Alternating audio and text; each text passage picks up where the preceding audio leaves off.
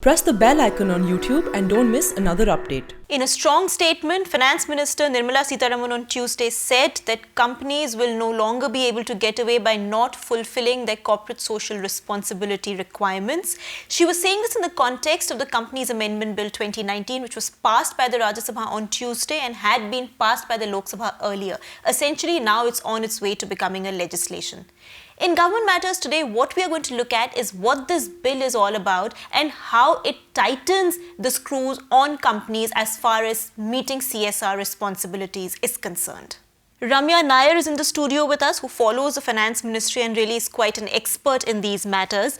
Ramya, to begin with, as I said, this bill has now been passed by both houses of Parliament. It is going to be a legislation very soon. Can you just tell our viewers what the CSR provisions in this bill are all about?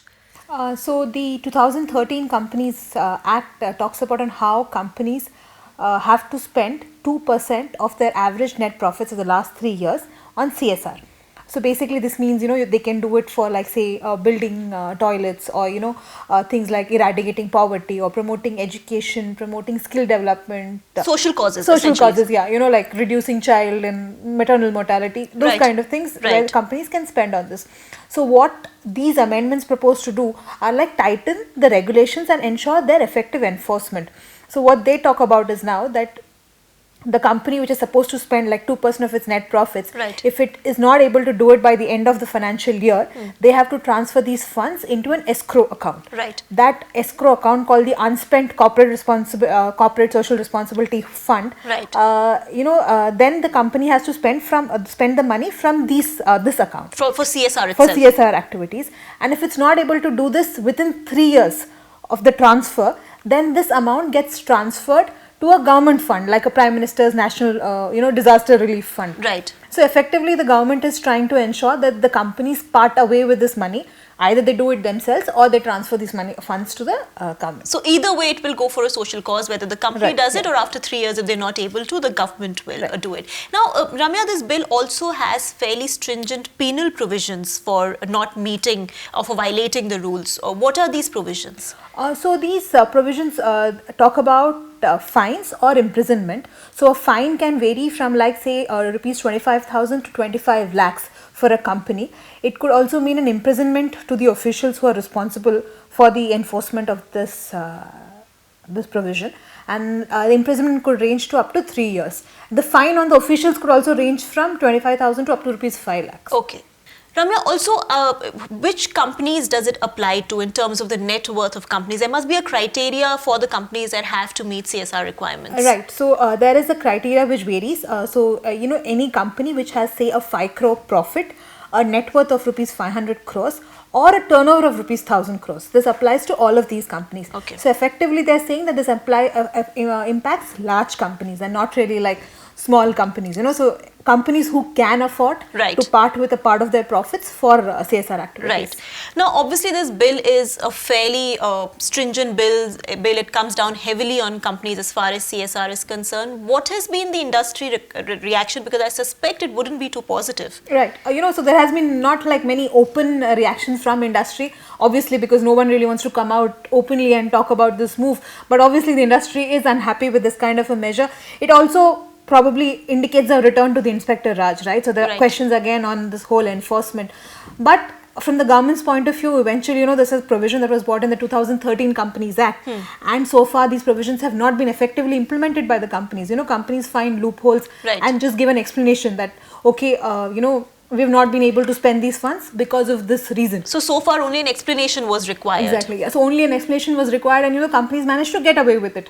And so now the government is saying that eventually if this is a provision and you're supposed to follow it, we are now ensuring that you follow these provisions. Now, the CSR aspect is one part of the bill, but this bill goes beyond just this one CSR. Can you tell us what some of the other aspects of the bill are?